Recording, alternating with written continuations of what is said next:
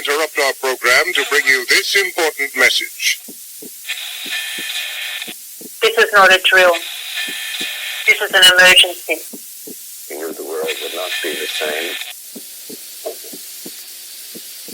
Few people laughed. Few people cried. Most people were silent. I'm Tommy Salmons. This is Year Zero. Now I am become death, the destroyer of worlds.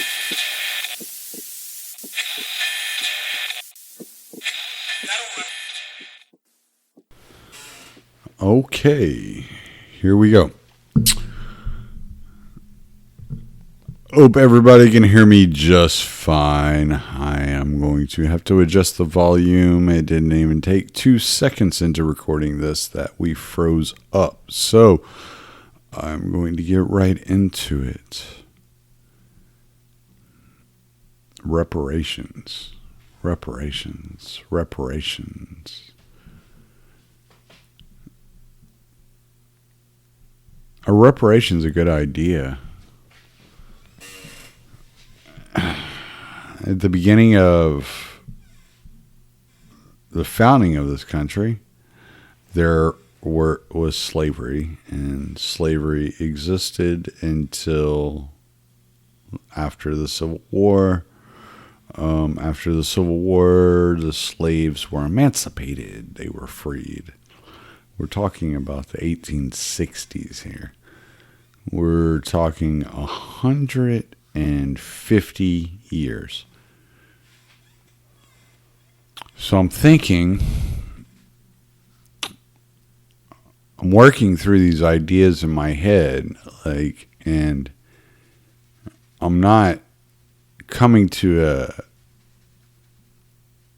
any clarity whatsoever as to how reparations are supposed to fix the problem. If there is a problem, what are reparations supposed to do? You're now saying, okay, this enslaved group of people can now oppress this group of people because a quarter, like 25% of them enslaved these people, like brought them over from another country and enslaved them.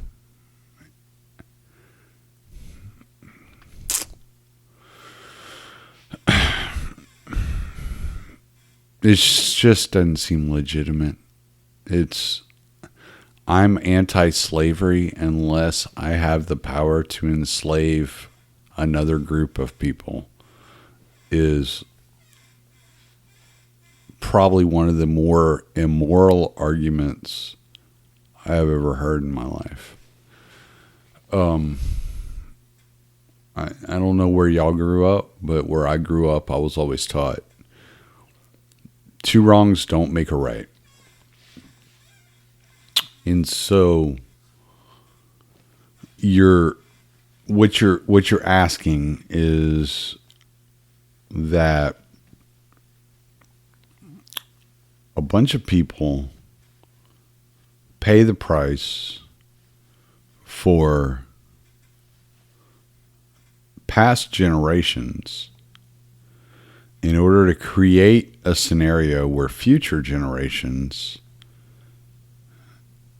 hate a particular people because of the color of their skin.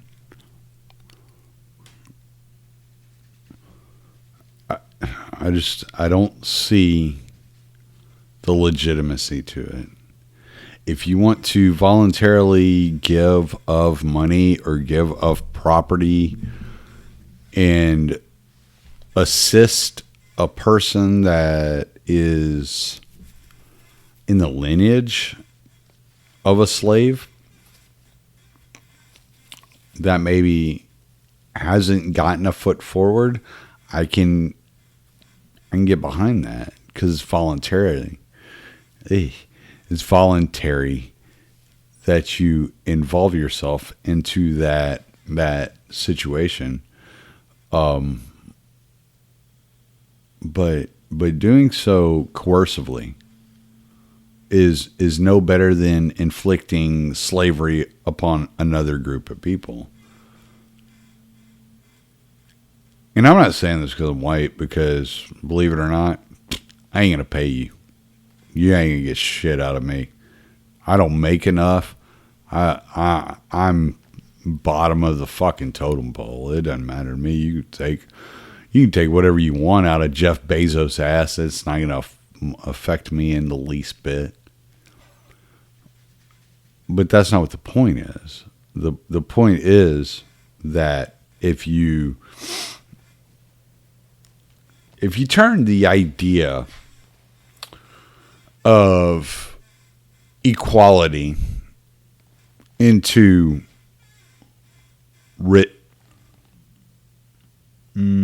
retributive action, retributive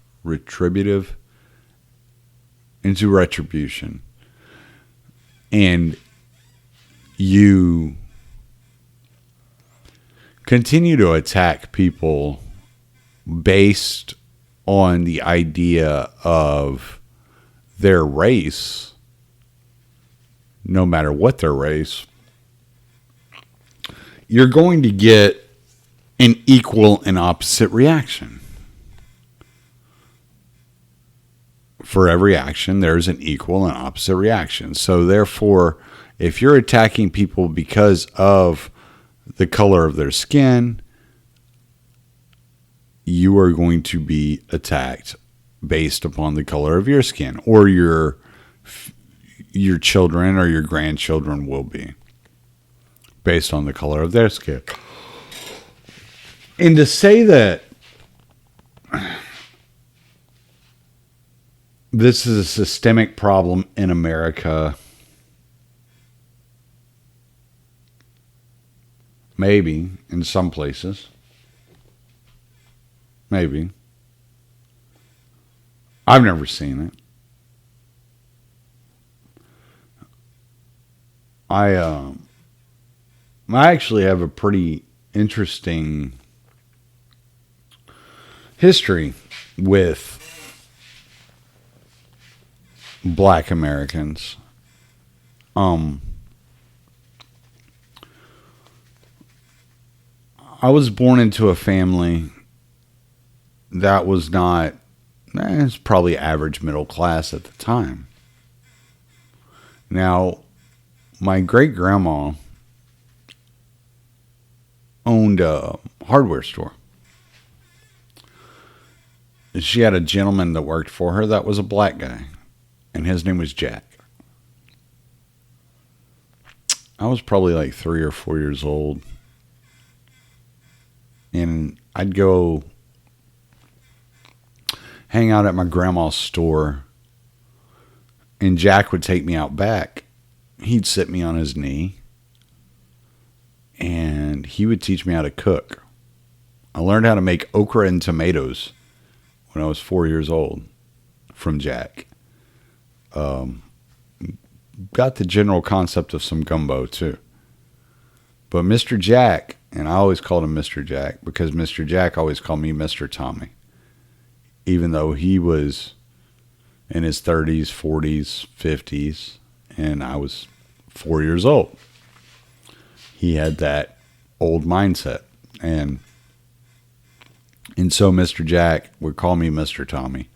He'd sit me on his knee and he would teach me how to cook. And I would hang out with Mr. Jack all day long.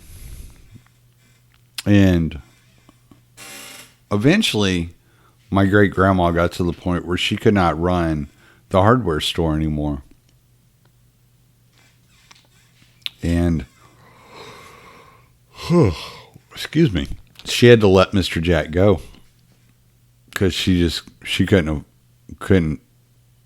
afford to pay him anymore. She couldn't run the hardware store anymore. Mr. Jack had been in my life my entire life. I was a teenager at this time, I think. Maybe early 20s, late teens, early 20s, when Granny shut down the hardware store.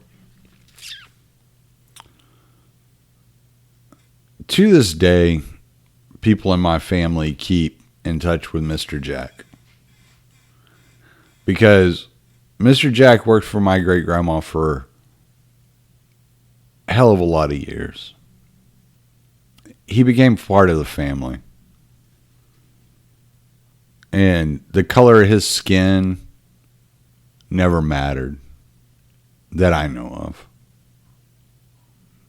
Never mattered to me. He was a fixture in our lives. I've run into truck drivers out on the road from Lake Charles. And every one of them, the first question I ask them, do you know Jennings Hardware? Do you know Mr. Jack? Because he was such an influential person in my life. And though I haven't seen him in many years, I think about Mr. Jack all the time. I think that I learned valuable lessons from being with Mr. Jack and watching him cook about life. That the color of his skin never mattered to me. He was an adult, and he knew what he was doing. And he was teaching me something valuable. He was teaching me something that I could use in my future. And I never cared that Mr. Jack was black. I never cared that he called me Mr. Tommy. It actually made me feel grown up. You know? When you're a kid, all you want to do is feel grown up. Feel like you belong. I don't ever remember a time where Mr. Jack told me to go away or that I was bothering him, that I was harassing him, that there was anything more than a desire within him to teach and to show a child growing up in a world full of confusion that it didn't matter what color his skin was or what color my skin was. That we were people and we were capable of caring for each other. That we were capable of having interactions into which, though he was the adult and he was the superior in the interactions, I never felt that Mr. Jack was treating me as an inferior. He always treated me like a human being. And I would go there every summer as a kid and hang out at Granny's hardware store. I'd watch Mr. Jack fix bicycles. And I would talk with Granny. We'd have a good time. Jennings Hardware, Lake Charles, Louisiana. It's not there anymore. But never once did I hear Granny refer to Mr. Jack as anything less than a person. Anything less than family. Mr. Jack was part of the family. He was, an uncle maybe? A distant uncle. He didn't look like me, but it didn't matter that he didn't look like me. Nobody ever had anything bad to say about him.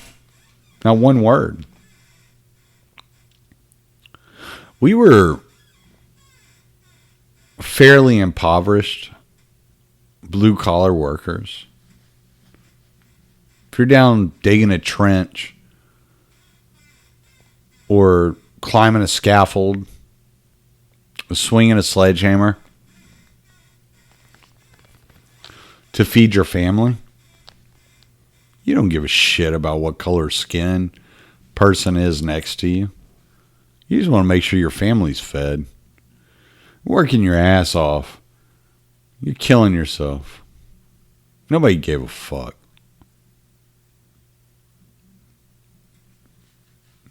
Mr. Jack could fucking fix a bicycle in no time. He knew exactly what he was doing. And I'm not even saying that in such a way that he was like some Superman.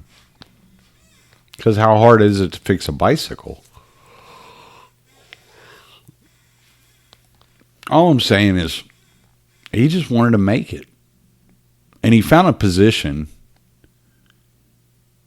with my great-grandma employing him in which he was very comfortable for many, many years. Maybe he didn't make all the money in the world.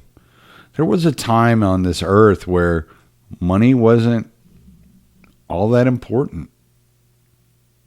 A man went to work to pay their bills, put food on the table. That was pretty much what you wanted to do. You didn't give a shit about all the other bullshit. You didn't have an iPhone to worry about. But I never heard Mr. Jack complain, and I never heard anybody complain about Mr. Jack. Anytime I see my family, I ask about Mr. Jack. Anybody heard from him? How's he doing? Because my great-grandma's died. Was this, you're talking 20 years after she closed. Mr. Jack was still part of her life. So I don't know about this racist America. I didn't live in that America. What I lived in, what I grew up in, was blue-collar America. I grew up in a time, or the way I grew up,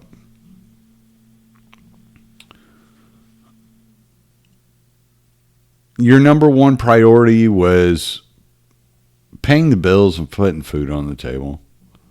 Nobody had savings. Nobody thought about savings.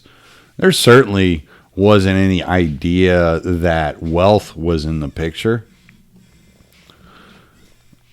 My dad worked 3 jobs at times. My mom worked herself up from the mailroom to now, today, 30 years later, earning a 6-figure income.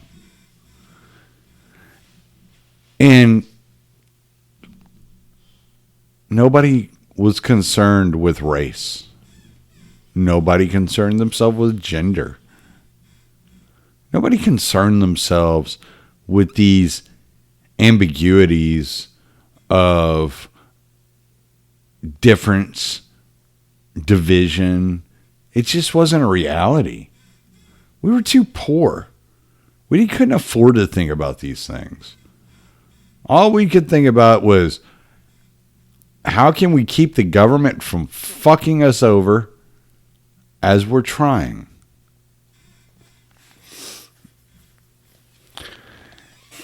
And my dad and mom, my mom is more anarchist than my dad, I would say.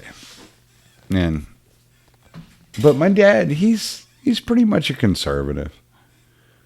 He's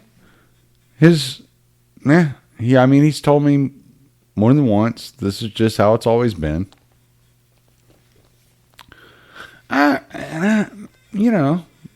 Okay.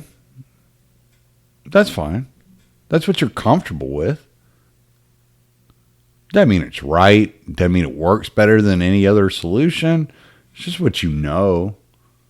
And I think when people get older, they become more conservative, not because they have a conservative view, as much as they have the view that, yeah, well, I understand this at least. I don't have to agree with it, but at least I understand it, and I don't want it to change.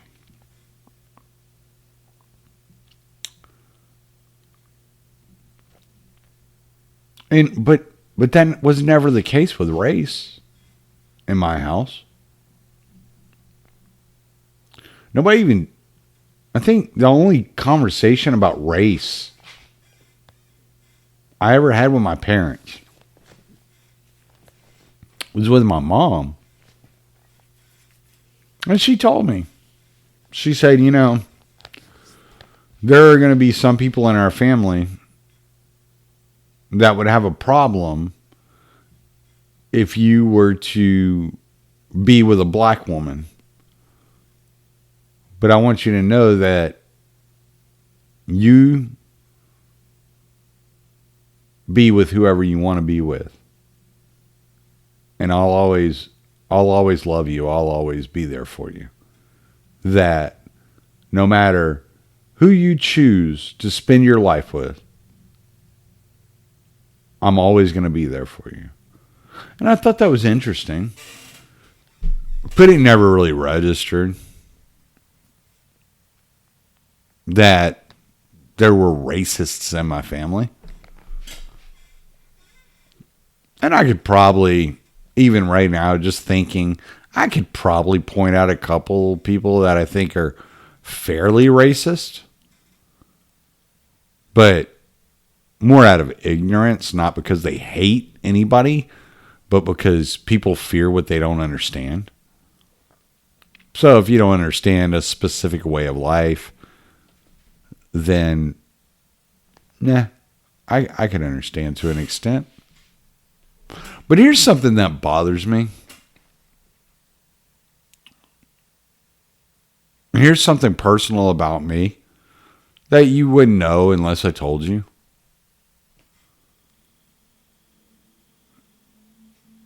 I have a Confederate flag tattoo on my right shoulder.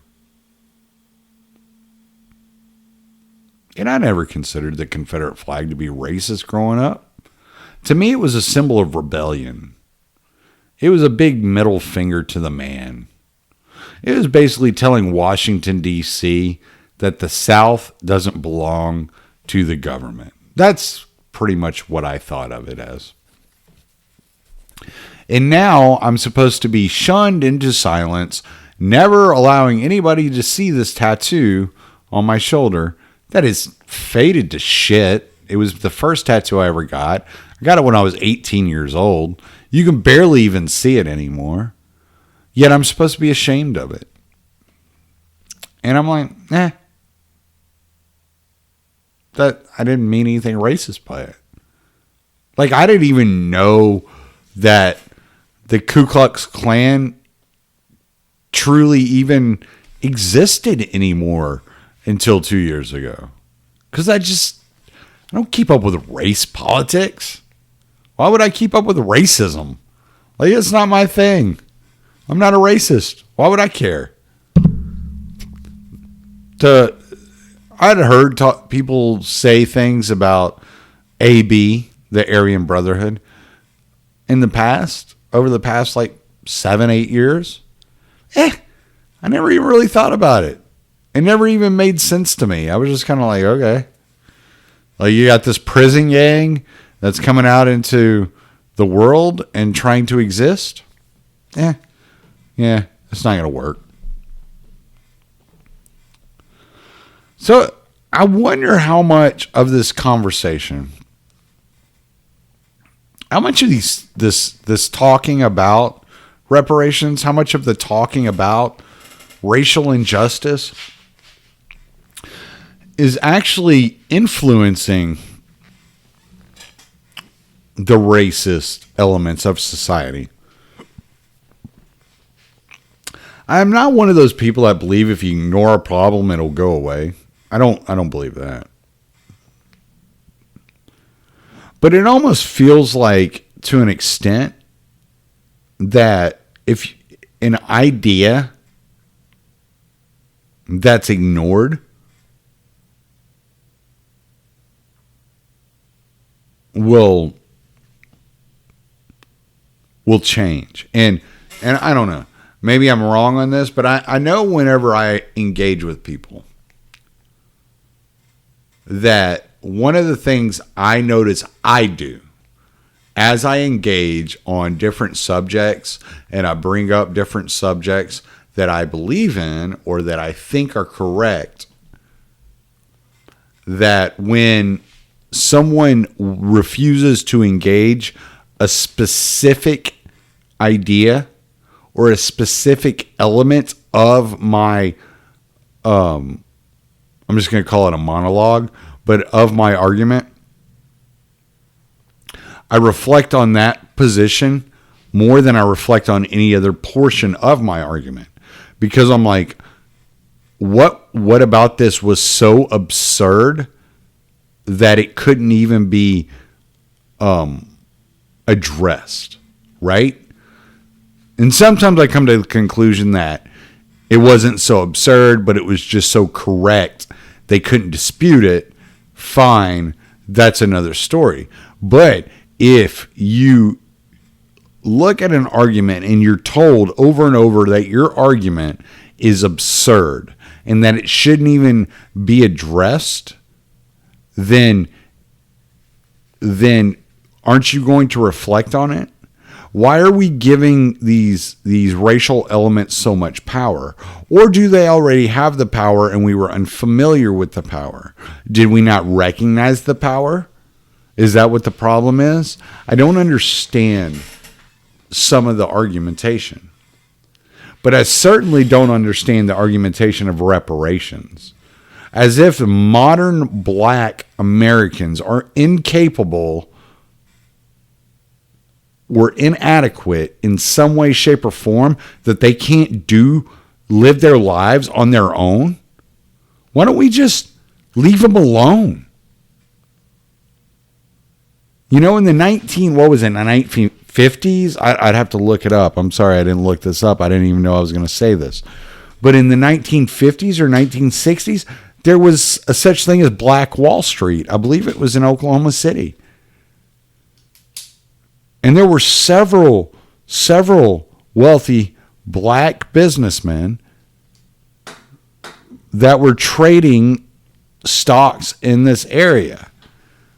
And it got shut down by the federal government. But that's not my shortcoming. That has nothing to do with my prejudice. That was the prejudice of those in power. See, I've never been a person of power.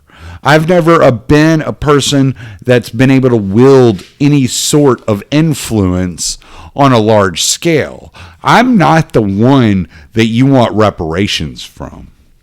Now, if you want to go and say those that have the means to pay these reparations, you may have an argument. You may have an argument saying, hey, look, your family actually owned slaves and you have the means to compensate us for the harm that was done to our family. Okay, fine. But what does that have to do with an impoverished white man that's living in a trailer park that can barely keep the electricity on, whose family is eating peanut butter and jelly nightly in order to stay alive and to eat? What does that guy have to do with your reparations? What does that guy have to do with elitists that in the past had enslaved an entire group of people based upon their geography or the amount of melanin in their skin? Like, what does that have to fucking do with me? And I think that's where a lot of people are going to come from. If you can specify, we want reparations from those whose families participated in and benefited in slavery, to those whose families were victims of slavery, okay, I could almost get on board with that. At least it's a fairly, reasonable expectation. Or we expect reparations from the federal government or from a state government for their laws, their segregationist laws, causing harm and creating differences and opposing the freedoms of a specific people based upon race. Okay, maybe, but you can say that still today. That the federal government is still today picking winners and losers. Race just has a much smaller part to play in modern America than it did in the 50s and 60s or in the 1800s. So when these people are coming forward and they're asking for reparations, what I hear, maybe not what they mean, but what I'm hearing, is we have to enslave this group of people so that they know what this group of people felt like in the 1800s. And my argument against that is you weren't enslaved by a group of people. You were enslaved by individuals that had been propped up and given power by government to enslave you. So if you have a fight with somebody, it's with those individuals, those individual families, and that fucking government that allowed it. Not your local truck driver, not your local Whataburger counter salesman trying to push an apple pie with your meal. You have an argument with those people and the families of those people that were involved in the slave trade. You have an argument with the government and the states that allowed these laws to persist. You don't have an argument with the average guy who doesn't even understand why race is a big deal because he's so distracted by the idea that tomorrow the lights are going to be turned off and he's not going to be able to put food on the table for his kids.